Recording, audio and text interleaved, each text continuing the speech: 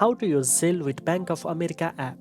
First of all, open the Bank of America app on your device and log in using your username and password. Next, tap on the Pay and Transfer option from the main menu and you will see Zelle in the top middle.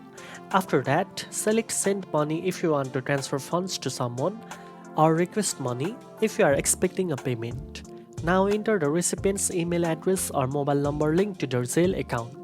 Double-check the information to ensure your payment reaches the correct person.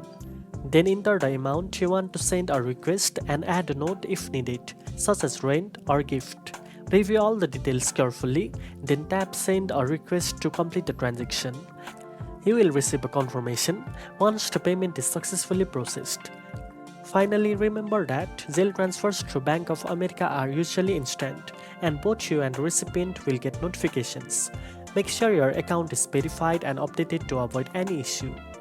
Now you know how to use Zelle with the Bank of America app. If you found this video helpful, don't forget to like, share and subscribe for more finance and banking tips. Thanks for watching and I'll see you in the next one.